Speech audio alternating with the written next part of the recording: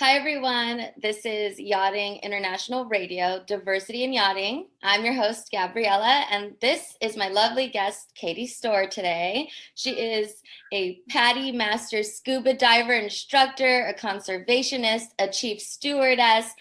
The list goes on and on. I'll let her fill you in, and let's welcome her to the show. My name is Katie Storr.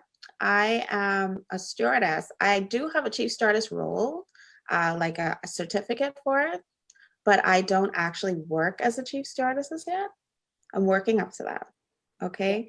But also I am a master scuba diver trainer, which is an instructor of scuba diving. So I teach scuba diving courses up to dive master. So from open water to dive master, as well as I do local guiding, so off of yachts. So if a yacht was to come into the Bahamas, I would take them out and show them around underneath the water, show them all the beautiful things. I'm also a Reef Rescue Network instructor. And what that is just coral rehabilitation. So we build coral nurseries around the Bahamas and outplant them into the reef. It's very cool. And what else do I do? I mean, what do I do? You are an underwater photographer? Photographer, yes. Okay, I've actually, that's where I started. I started off in underwater photography, and then I kind of worked my way up in the industry, and then I became a stewardess. So I pretty much pair all of that together. So if you hire me on board, I'm able to do all of those things. Yeah. Hold on. And I'm from the Bahamas. So I'm Bahamian. Right. So I interviewed Ashton last week, and his interview will be out in a couple of weeks. Okay. And he emphasized that there are not a lot of Bahamian yachties. He kept saying Bahamian yachty, Bahamian yachty. And I'm from San Diego.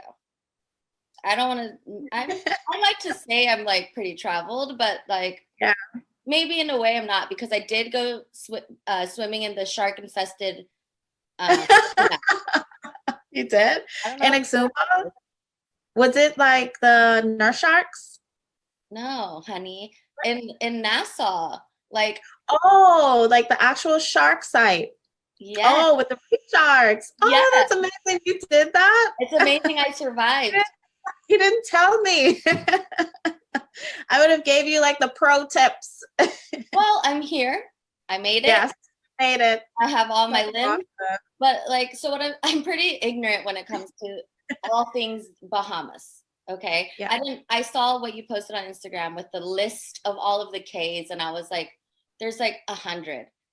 Yeah, that's just the Exuma Keys. That's not like the entire Bahamas. That's just one chain of islands. Which K are you from in the Bahamas, or which island are you from?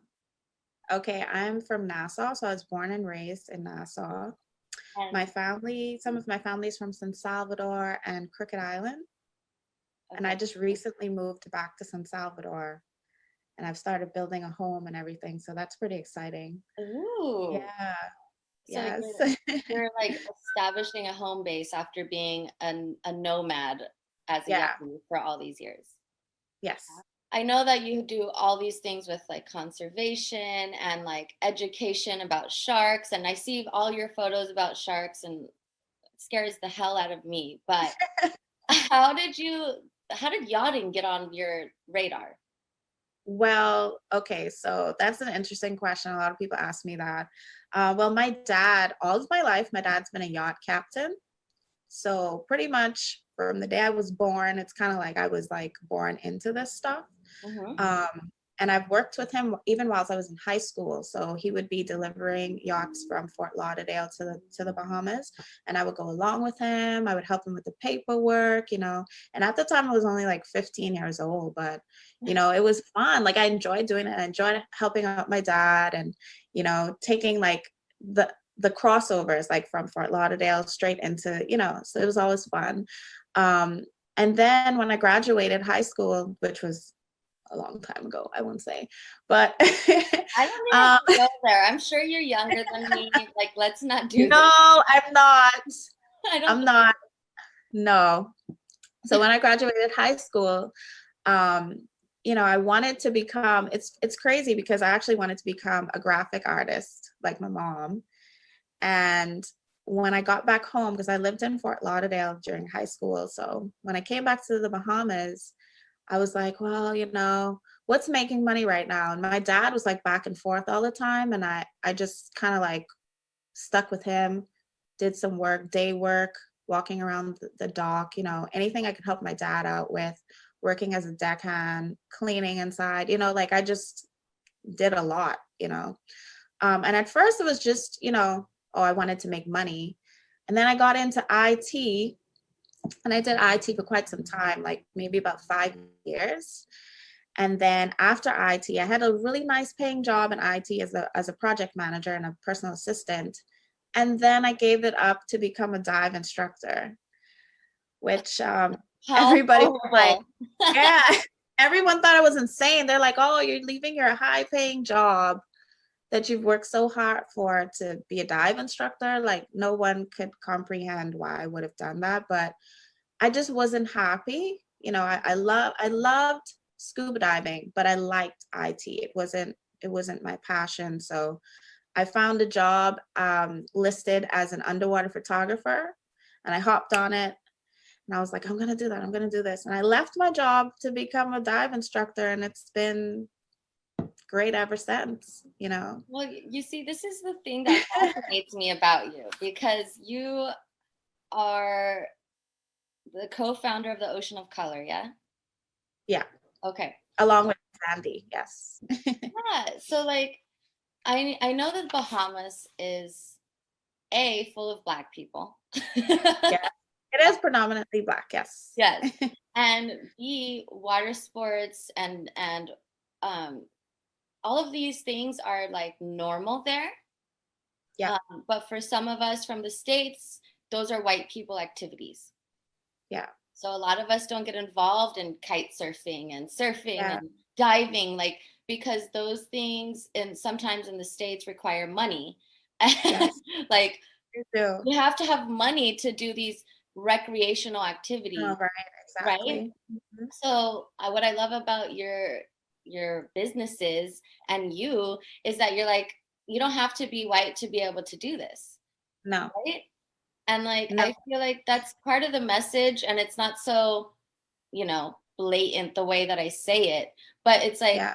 you're making it visible for people that are like, whoa, I've never seen this before. For me, for one, never did.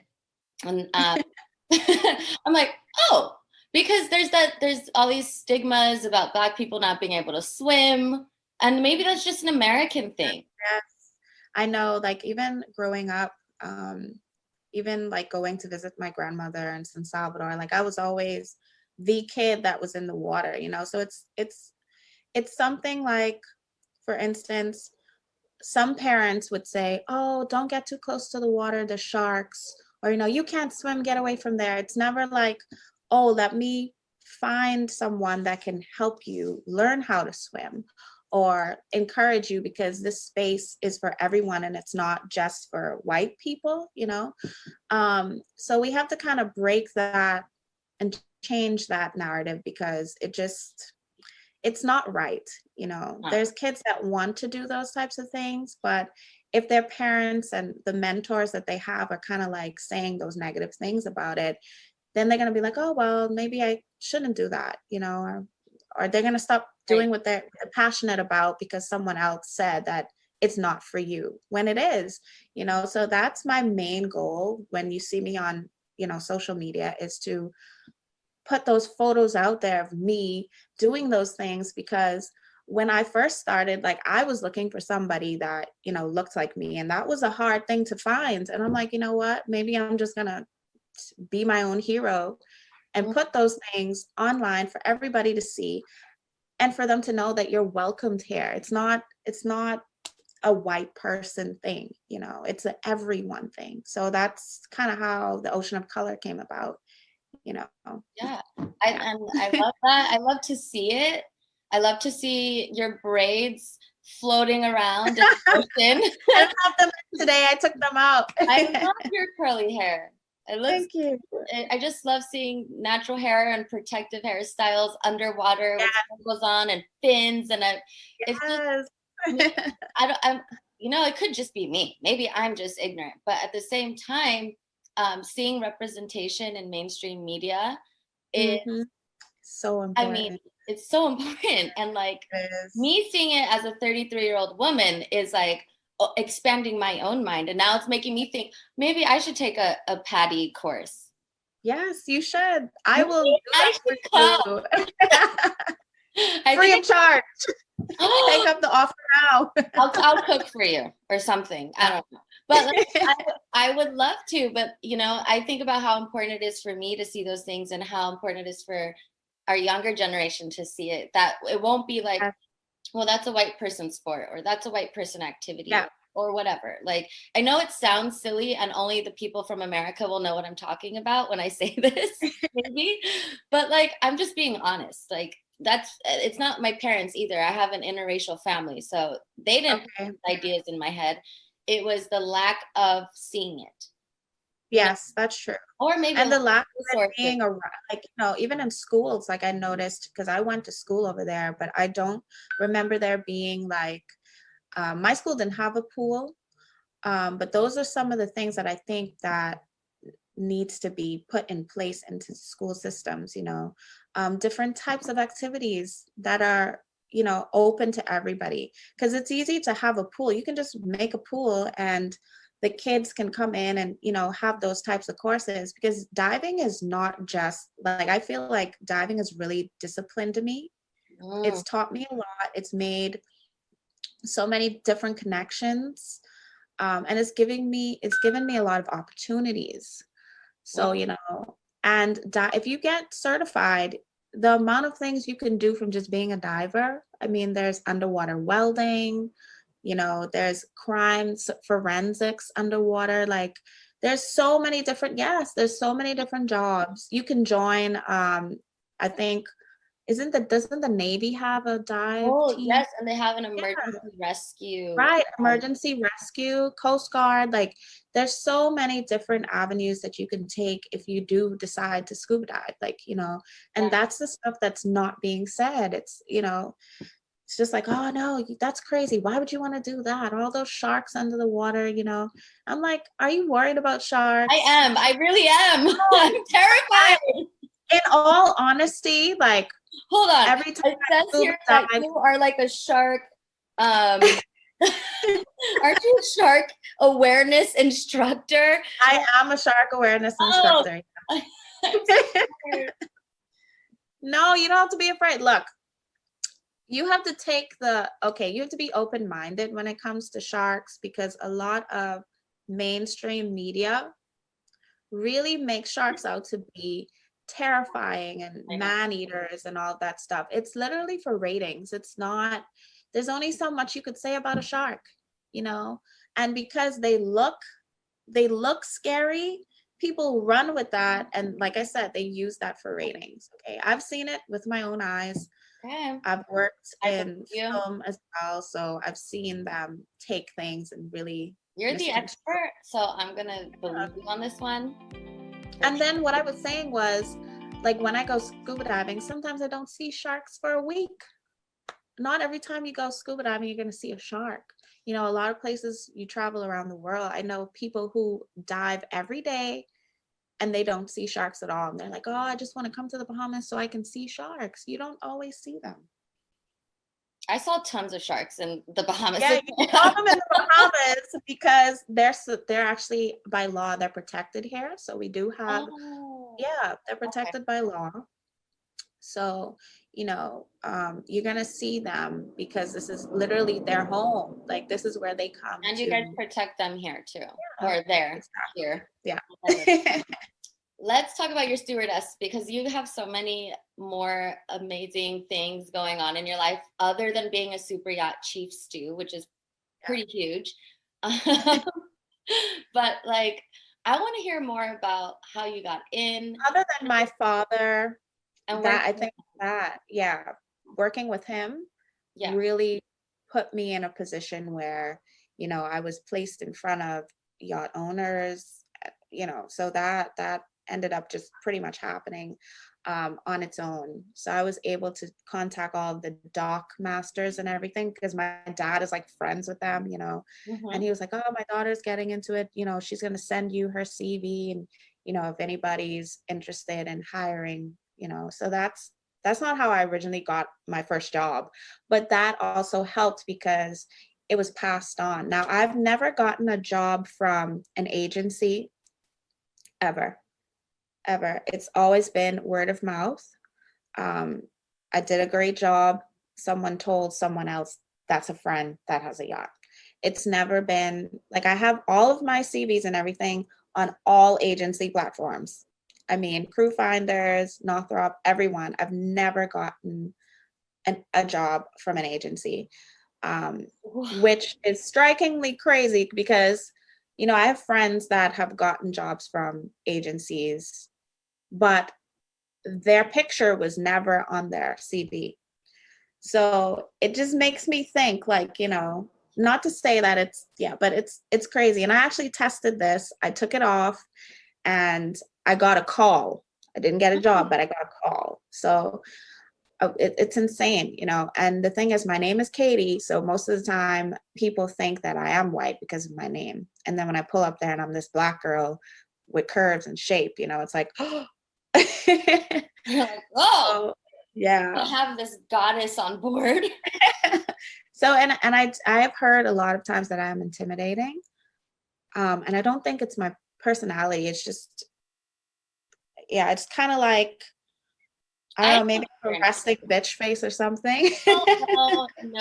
We are not giving the narrative any more attention, okay? Because Simone said the same thing, that she got fired because the chief stew said she doesn't smile enough. Yeah, wow. And they weren't even on charter. Wow. So I don't think any of that's true. Like, maybe resting bitch face exists, but I think people use that as an excuse when you are a person of color. It's like an easy out for them saying, hi, I'm racist. No, I'm not racist. You just have resting bitch face. I'm not racist, but you have an attitude problem. I'm not racist, but you are lazy. It's like, what are you talking about? I'll tell you that as of late, someone who I work with has told me, and I'm still trying to figure this out. We had a talk because I got fed up with being treated a certain way. So I reached out to her and I was like talking to her about, and she said that I was intimidating. And then she also said that I just have what was it? Some type of face. I don't even remember what the word was that she used, but it's kind of like she was trying to say I have a unusual face, or like, and I was like, what? I was so confused about it. I'm like, what do you mean? Like, she's like, oh, you just have like that type of face. And I'm like, okay, is that a compliment? Or like, are you trying to say that I'm Black?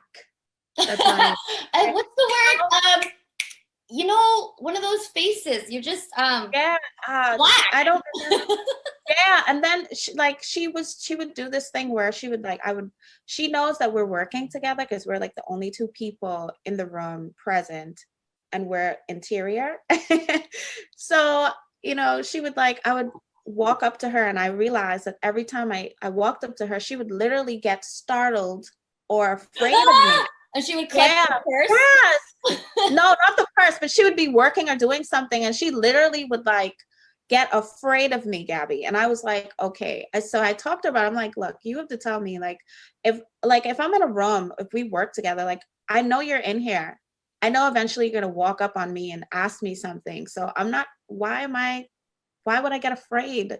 So it was just uncomfortable. And after I spoke to her about it, I said, do you think that I would like hurt you in any way? She's like, no, I don't. I'm like, okay, well, I'm a bit confused as to why you would like be afraid of me. And she did it so many times, and after I spoke to her about it, but it sounds like she needs therapy. Honestly, like, really, because like when I'm in a room and I'm making a bed and I'm cleaning and I'm in my zone and a white Yeah. person walks in the room and says something to me, I'm like, ah! I mean, I have the same like reaction. I'm like, oh, don't kill me. It's just insane the amount of things that happens, working on yachts and having to deal with so many different personalities and, Well, you yeah, know, I mean, I yeah, think everyone has that, having to live with people, having to adjust yeah, and having yeah, to deal with different personalities. But like, I feel like there's an added layer of stuff you have to deal with when you are a Black woman specifically. yeah, yeah. Because at Okay. least the Black men in our industry are on deck or in the Yeah, engineering room, and they're not front of house. They're not facing the yeah, clients. So not only do you have to deal with microaggressions from your coworkers, now you have to yes. deal with microaggressions from your client. So Yeah. I mean, and colorism is a huge thing too. So like I'm over here talking like I know everything, but like at the same time, I might not have the same experiences as you just because I'm light skinned. I remember what she said now. What is She it? said, you have a strong face. Thank you. Yeah. And I was like, I went back to DeAndrio and I was like, what do you think about that? Like, and he's like, that's an interesting way to put it. And I'm like, yeah. He's like, I don't know what she means. I'm You're confused. strong intimidates me. Uh, Yeah. Thank you. I would have I just, know that's the same thing I said. I was like, okay. and Thanks. that's my problem though. Like that's what I don't understand is that a lot of people in our industry can just say things like that as if Hmm. you're supposed to adjust now when Yeah. you've already been adjusting and tweaking your facial expressions or your behavior. Like you can't even deep sigh in a room with people being, what's wrong? It's like, Yeah. I'm just breathing. Exactly. I don't know, like I feel It, like when I'm at work, especially when I'm working outside, I tend to do this a lot because it's bright. yeah, But it's I feel bright. like I always have to check myself and consciously not Yeah, me too. Me this too. or Yeah. smile like extra. Yeah. Oh, you know what? So in Patty, when you actually get your Patty instructor, Yeah. um, so during you do what's called like an IDC, so it's like a development course that you go through before you get your instructor. And I just always remember my course director saying, Patty cheeseball face. So now I kind of do that. Like I check myself a lot, I'm like, oh, cheeseball face. Even when like, someone says something to me, because I've had a lot of different trips where I had to like literally go in the dark somewhere and just cry because it's just so much adversity that you go through that you have to like overcome, and people say things and they don't realize it's racist. And maybe they do, but for me, it's like I'm always the Black person in the interior. So people get really comfortable really quick. Hmm. And then they forget that I'm Black and they say things and I'm like, okay, like, what do I do? Yeah, what Or, do you do? What do yeah, you do? Like, seriously, like, I want to know. Like, A, working on a boat is hard enough in terms of dealing with personalities. Living there, working there 24/7. As interior, I feel like you're always on the clock. At least the yeah, hands get to clock out. yeah. No one's gonna ask for you to put out the slide at 8 p.m. Like, No, I feel like as the interior, you're always on exactly. the You're clock. always right.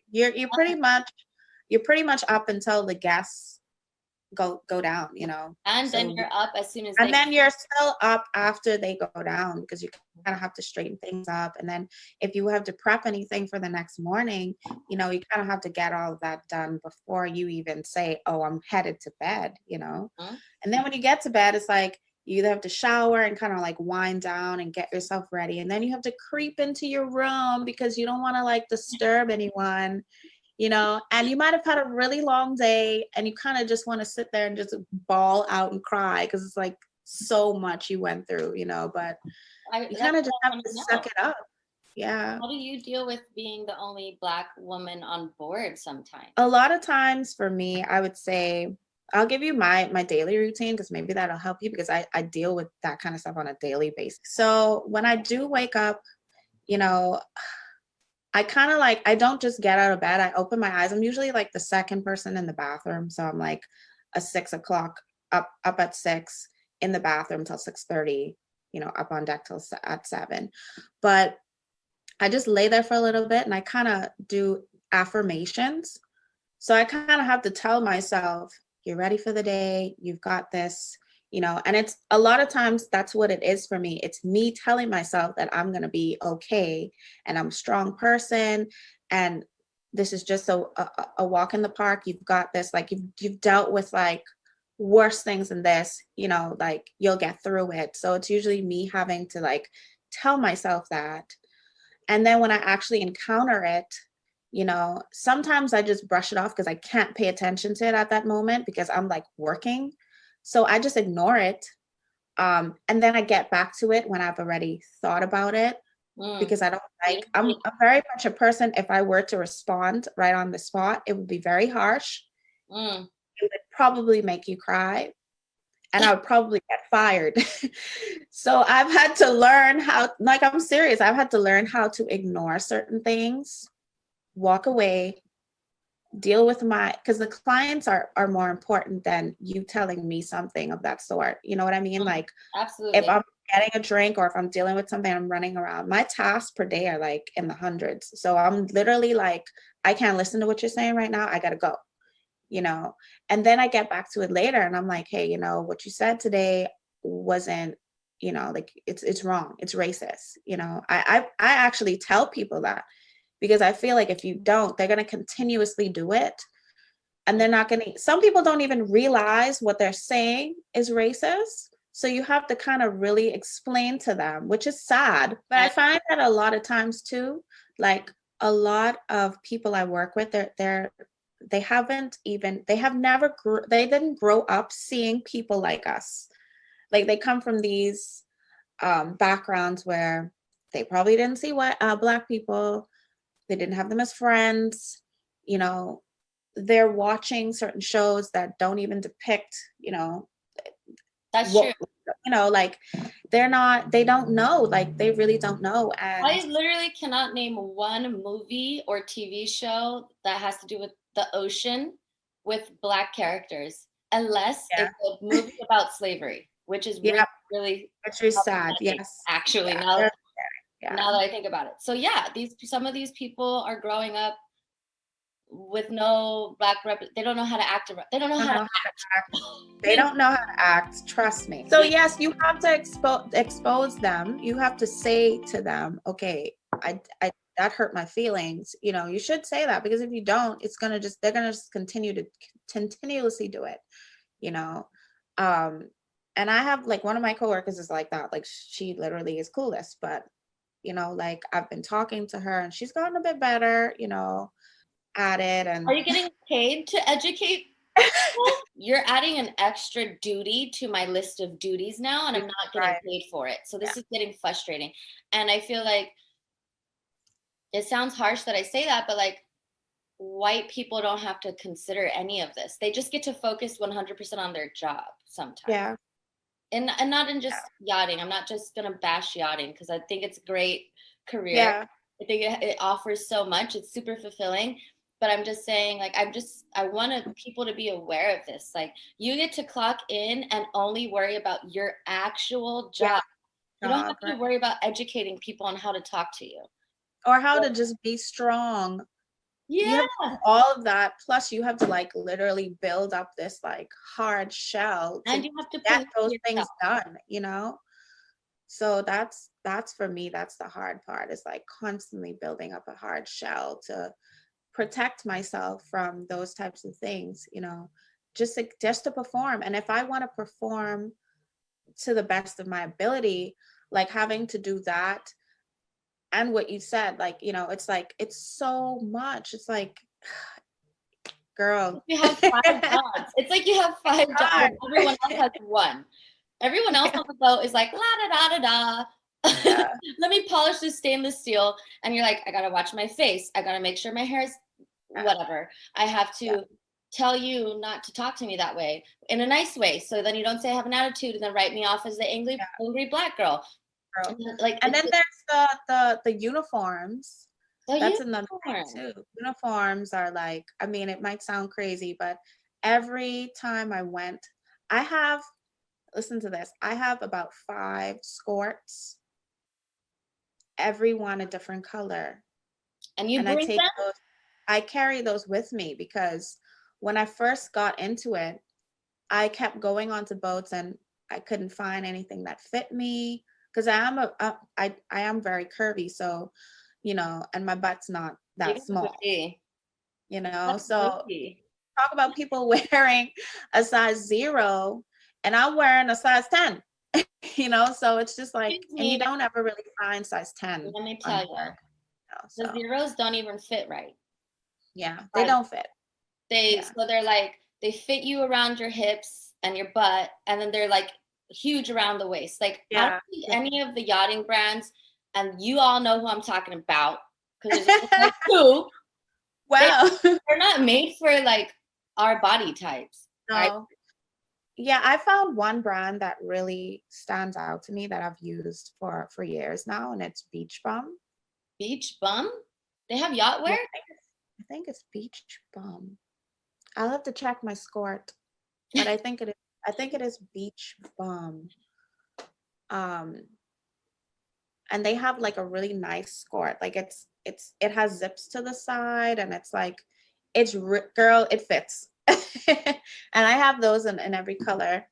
And that works for me. But it's just a pain in the ass to have to travel with those types of things, you know, Yeah, because so when you get on a boat and you're like, okay, I'm a size 10 or a size 8, yeah, it's like a whole thing, right? When everyone's searching all of the yeah, cubby holes and underneath this bed and that bed for your size, trying to find size. Mm-hmm. because now you're put on blast. Now the focal point is on you, and you're like, Because you have a so big they're butt. like, well, how do you fit a 6? And you're like, I have an ass. Yeah. Yes, and then the shirts are like all extra small. So that's another thing too. Which boats are You you know, working on? Because every boat that I've worked on, I'm swimming in the uniform. I'm wearing a size 6 and girl. 17 safety pins on it. Wow. I'm swimming in my. I want to work on that boat. I'm gonna send you pictures of me floating in these uniforms, like Wow. just looking crazy, which I didn't care because I'm working anyways. But like, I see Yeah. all these other stewardesses walking around with their fitted little cute uniforms, and I'm like, you ain't that cute anyway. But you know, and that's hard because like when you're working, for me, it's like most of the time if I don't carry my own things, it's too tight. And so I'm like trying to work, but I'm also trying to pull my skirt down because I don't want someone like looking up my rear, you know, or like, you know, or I'm walking and it's riding up and I'm like, you know. Yeah. So that's my problem. You know, so it's like you're carrying a tray and then you're trying to pull your skirt down and you're trying to smile and you're trying to serve and you know It's difficult when you have like body, like when you got body, because you got body, like body, you got body, and like body. you got body. So like let's just say there's a 5'8" straight like white girl in a tiny little skirt. She's not gonna get called a hoochie. No. But if you Yeah. got boobs and you got a tiny little Right. waist and you got a butt, it's like you all of a sudden you're being provocative. You know what I mean? Yeah. So And it's also sexualized. it is. Yeah, because I've had like situations where I'm like serving and literally like a man would like, you know, the guest would like, he's like trying to touch my hand and I'm like, oh no, gotta go, you know, like, come on. You know, Well, but it's just tough being so beautiful, isn't it? yeah, it Yeah. is. It's tough, like, yeah, because it's not what a normal, well, I wouldn't even say that word because that I shouldn't say that, What but normal? it's not what is usually accepted in the yachting industry. You have most people go for like blonde hair, blue eyes, size 1, you know, Yeah. like I've been that's thinking normal about this lately. so That I think that I don't think that yachting is very militaristic, but in a way it models a lot of their it's a little bit militaristic, but like in the military, individuality is not accepted. The whole point is that it's uniform. So Yeah. you can't have a personality, you can't have any qualities that stand out because you're a soldier and that doesn't matter. Your personality and your quirks don't matter. And I feel No. like I'm starting to understand that yachting is the same way, especially if you're Yeah. working on, an 80-meter plus boat. It's like, and there's 50 crew members or whatever. You should all, like, the guests shouldn't notice that there's 50 different crew members. Yeah. They shouldn't be able to tell you from Katie or Sarah. Like, Yeah. they want everyone to look the same. It's supposed to be uniform. I think that's why tattoos or piercings or crazy hairstyles are Yeah. Not not accepted. welcome, Yeah. because I think that individuality is not essential to the career. You're supposed to be low key and like the same as everyone else. So somehow, somewhere in this yachting world, they decided that a 5'7" Scandinavian with blonde hair and blue eyes was the look of luxury. Yeah. And so they kept it that way for a long time. Right? Sorry, that just hit home for me because I've had a situation where, like, a recruiter, one time I went into Fort Lauderdale and I got called to just, they're like, oh, since you're, I went and I put in, like, I was, when you go in and you update and say you're here or whatever, and you just say hello and you check in. So I did that, and the recruiter was like, oh, you should pass by and say hello, whatever. I'm like, okay. And then he starts talking to me, I guess because he didn't realize that I was Black. And he's like, oh, I'm like, so why did you ask me here to tell me all this stuff? And he's like, oh, I just wanted to warn you because this is what the industry is looking for. And I'm like, oh, okay, I see what's going on here. And I just can't believe that's actually what they think. Like, how do you think that calling me in to talk to me about what do you think, like, or why are what you the trying to industry discourage thinks? me? Yeah, but he was like telling me that he wasn't trying to discourage me. He was saying that he wanted to give me a heads up so I'm not disappointed with XYZ, and every time I tell that story, I'm just like, I should have cursed his ass out. You should have. But the There's thing so is, many like, recruiters all around the world, and that's another thing. So when I was telling Ashton, when I went to the Bahamas, I've never seen so many Black yachties before, and he's like, really, where? And I'm like, what? I saw at least one Black person on each boat that was in the marina for those 2 weeks, and there was like 20 yachts in the marina. And he's like, really? That's interesting.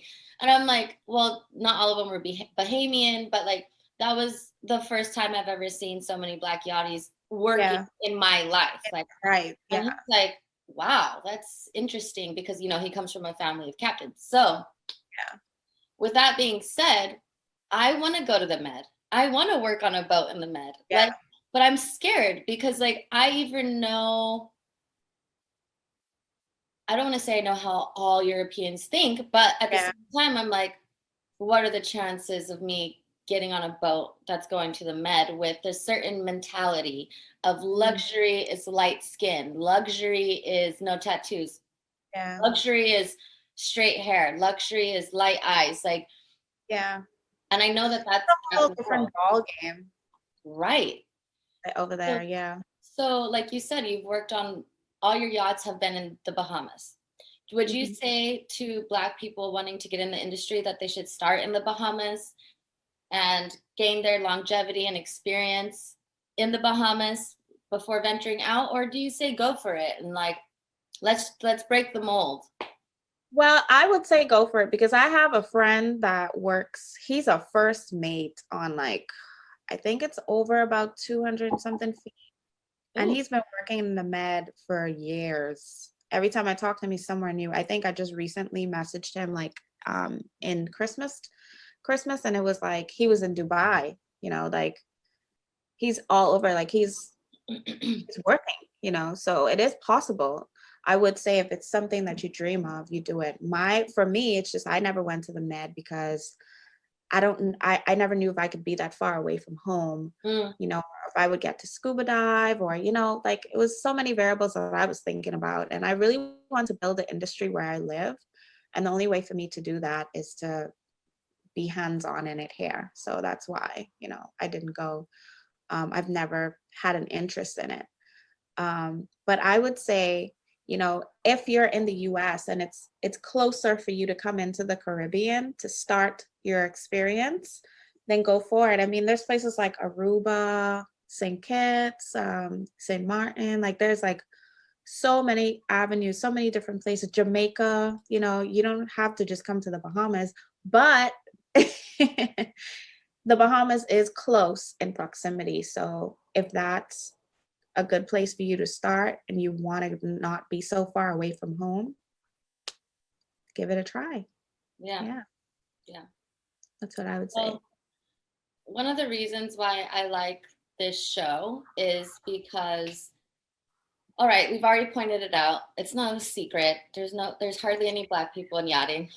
Yeah. It's not like a huge discovery. It's like obvious, but like I want more representation in the industry.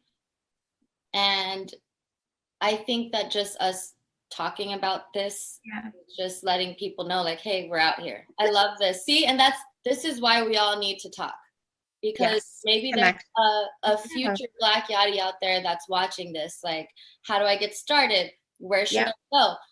Are there other Black people? Like, this is what we need. And it's not like, we're not excluding anybody, but like having the support system and knowing that there is a path for us is super important, because that held me back from getting into yachting. I'm looking at all of when I was like signing up for all of the recruitment agencies and I see their publications, there's no Black people in there. When I see the yachting magazines, there's no Black people in any of the advertisements.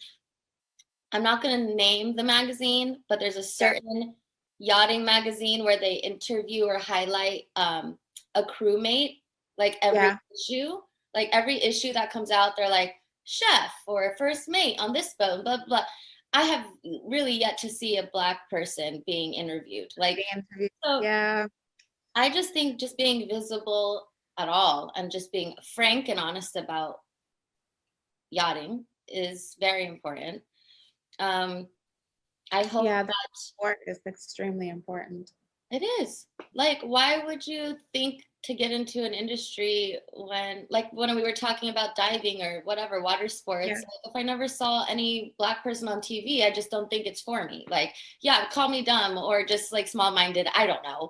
But like as a child, like those things kind of they fall off of your radar because you don't brain works in this way where it just cancels it out. Like, oh, that's not for us. You know, that's crazy, because yesterday I went out with one of my really good friends. We went to the beach and she has a daughter. I think her daughter's like 6 or 7. And she was like, oh, Mom, like she's talking about sharks and stuff. And she's like, yeah, I have 2 friends that, you know, they're into sharks. And she showed her the guy, my friend Andre, she showed him Andre's page first. And she's like, yeah, but what about the girls? Like, you know, is there girls who swim with sharks? Like, you know, I want to see the girls swim with sharks. So then she showed her my page and I'm like, she's like, what? And then she said, I want to do that too. And I'm like, it's crazy. Like, you know, So those are some of the conversations that are not being had, you know, with the younger generations. So. Exactly. And it's not just about race, it's about gender too. Or, you know, like, there's a lot of things that that's something that men do or something that boys do or whatever. And I think yachting is for everyone. I think being a seafarer is for everyone. I think the maritime industry is for everyone.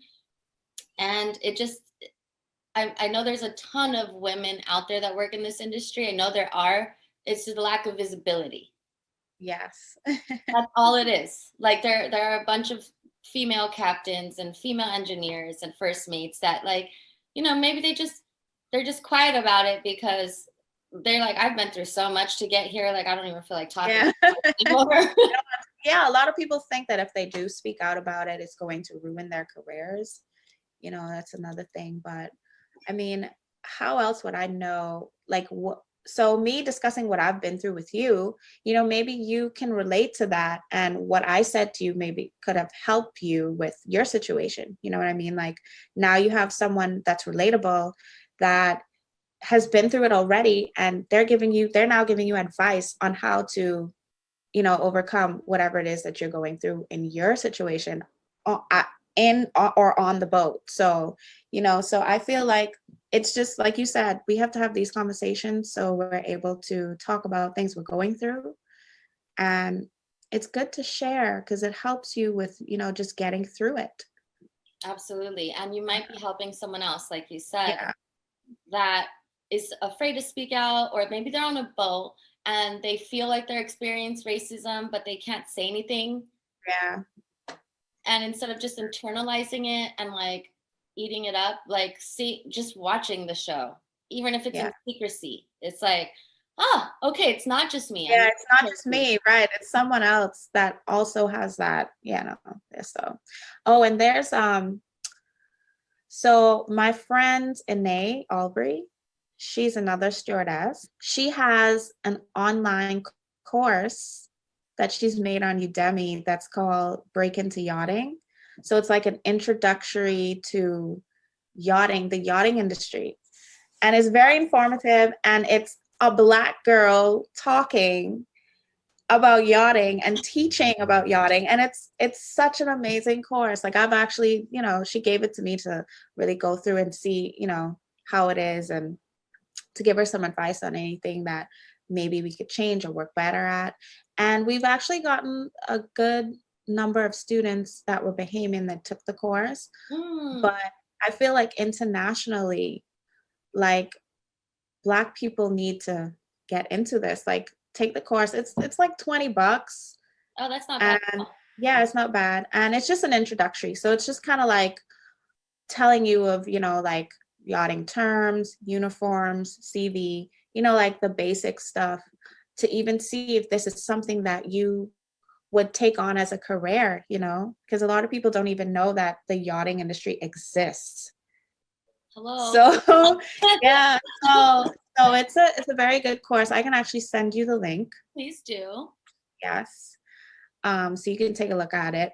But it's an amazing course, and I feel like it will really be beneficial for people, of our skin color to get on in and check it out. Yeah. Absolutely. Especially because it's like written in our like lens and our world view. Yeah. It might be, that's another thing, like the material, the courses, and I feel like a lot of the, I don't want to go on this rant again, but a lot of things that happen to you on board can be written off as hierarchy. You not understanding your place. So if you're a junior stew or you are a junior deckhand, you should expect to get treated like crap, and you should take it. Absolutely. I respect hierarchy, okay? I understand the reason for it. I get it. But at the same time, you can't say that, well, I'm not racist. It's just that you're a junior stew. It's like, well, you didn't treat the other junior stew like that. Not like that. It's all about respect, I'm still a human being. Other than the color of my skin, I'm still human. Like, we still have, like, if we were to all take our skin off, we would all just be humans, like the same. Like, I don't get that. Like, that's what really pisses me off, is that people make this about a skin color thing. And it's like, at the end of the day, we're still humans. We still exist in the universe together. At the end of the day, if the earth was to blow up, the white people won't live and the Black people will die because they're Black. Everyone's going down. Like, it's just, I don't know. I heard my little cousin say that, and I was like, oh wow, that's interesting that you think about it like that. Well, thank God for this generation coming in. Honestly, Gen Z is going to save the world. No, it's been such a pleasure talking to you and finally getting to meet you. Yes. Thank you, Tracy. I know, right? But I would love you to plug your Instagram and all of your other ventures that you're working on, your projects or whatever. Yeah, tell me. All right, so you can find me online, basically on Instagram, Mermaid Katie. That's KATIES. So Mermaid Katie's, and that's on all platforms, basically Facebook, Twitter, Instagram. It's all the same. I also have my underwater photography that's online. So it's www.katiestorr.photo.com. Nice. I feel And like if I you need want to, to check out like the conservation stuff, yeah. there's the Reef Rescue Network. So they're part of the Perry Institute for Marine Science. And they're just on Instagram as Reef Rescue Network.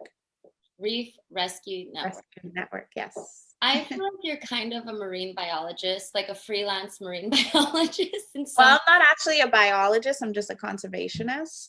I don't actually have a degree for biology, but I've worked so closely with sharks for so many years that, you know, it's kind of became my thing. Like, you can see, I have a hammerhead. You do. His Oh name's my God. Harry. Thank you for joining us, Katie, on Yachting International Radio on diversity and yachting. I'm so happy. Thank you for giving me the opportunity to speak today. And thank you for sharing your story.